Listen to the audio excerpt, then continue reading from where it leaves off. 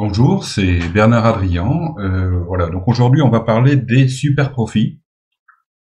Et donc forcément on va voir comment ils sont survenus et on va parler du partage de la valeur ajoutée.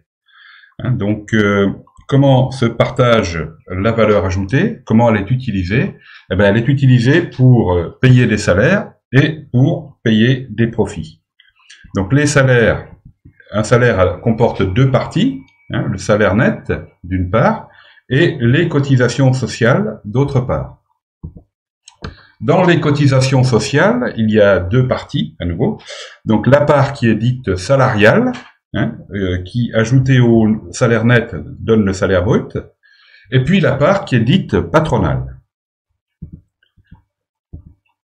Alors, il se trouve que cette part qui est dite patronale a fortement baissé, fortement diminué au cours des 30 dernières années, et de façon continue, en fait.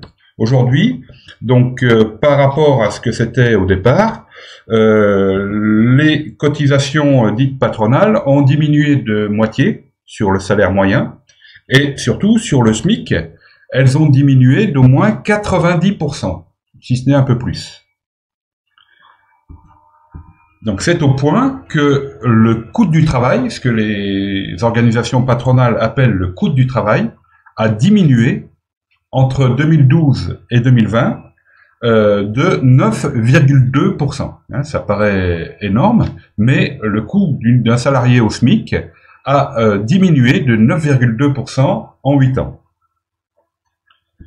Je prends, voici donc c'est une copie d'écran du calculateur URSSAF des cotisations. Donc vous avez ici le salaire brut 1709 et le coût total employeur 1781.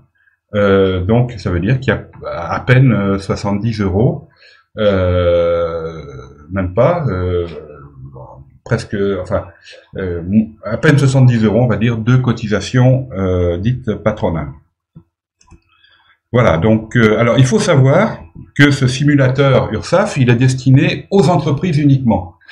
Parce que si vous êtes un particulier et que vous employez quelqu'un pour garder vos enfants, par exemple, ou pour faire le ménage, vous n'êtes pas concerné. Vous payez toujours plein pot la part dite patronale des cotisations. Si je prends donc ceci, c'est toujours donc une copie d'écran. Pour les salariés employés à domicile, donc les cotisations, je crois même qu'elles n'y sont pas toutes là, mais on atteint toujours un total de plus de 40% de cotisations. Alors que c'est à peine 3 ou 4% pour une entreprise. Voilà, donc les salaires au sens large, c'est-à-dire ce que les employeurs appellent parfois aussi les salaires chargés, ont diminué relativement à il y a 30 ans, parce que la part dite patronale des cotisations a fortement baissé. Donc, puisque les salaires ont baissé, on peut en déduire que c'est bon pour les profits. Les profits ont eu tendance à augmenter par rapport aux salaires. Mais une fois qu'on a dit ça, il faut faire attention parce que toutes les entreprises ne sont pas égales par rapport à ce phénomène. En particulier, il y a des petites entreprises et il y a des grandes entreprises. Alors, qu'est-ce qui se passe pour les petites entreprises? Elles ont deux types de clients, ces petites entreprises. Elles ont d'une part les particuliers, vous et moi, etc. Or, il se trouve que nous, particuliers, eh bien, pour compenser la baisse des cotisations sociales auprès des organismes de protection sociale, donc au premier rang desquels la sécurité sociale, bien sûr, on paye plus d'impôts. Eh oui, ce sont des impôts qui auparavant allaient à l'État, qui maintenant viennent compenser la baisse des cotisations dites patronales auprès de la sécurité sociale. Alors, quel type d'impôt en particulier? Alors déjà, les retraités avant 1990 ne payaient pas de CSG. Maintenant, ils la payent. Ça représente quand même 20 milliards par an. C'est pas négligeable. Et puis, le plus gros, je dirais, de la différence, de ce qui manque à la sécurité sociale, est compensé par environ un tiers de la TVA qui est collectée. Donc, quand on paye de la TVA sur le carburant, sur plus généralement sur tout ce qui nous sert à notre chauffage, puis à notre consommation, même si sur l'alimentation elle est un petit peu moins forte.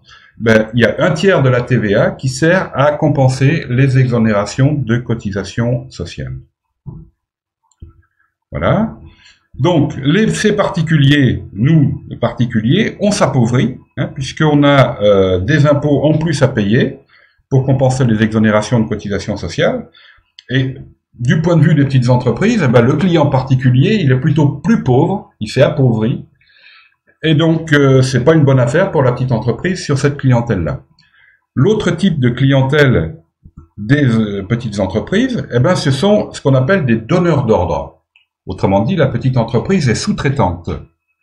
C'est-à-dire que une autre entreprise lui donne un travail à effectuer à sa place, et la petite entreprise va facturer à ce donneur d'ordre. Or, ce donneur d'ordre, j'ai mis une flèche ici, parce que la plupart du temps, c'est une grande entreprise, le donneur d'ordre. Voilà, donc ce donneur d'ordre, il est seul face à une myriade de petites entreprises qui sont mises en concurrence. Hein, c'est le principe. Sinon, il n'a aucun intérêt à sous-traiter. Et donc, qu'est-ce qui se passe à cause de la concurrence, justement, la petite entreprise, pour remporter le marché, elle va baisser ses prix. C'est-à-dire qu'en fait, l'augmentation potentielle de son profit due à la baisse des cotisations sociales, en fait, elle va la rétrocéder à son donneur d'ordre, qui se trouve être une grande entreprise.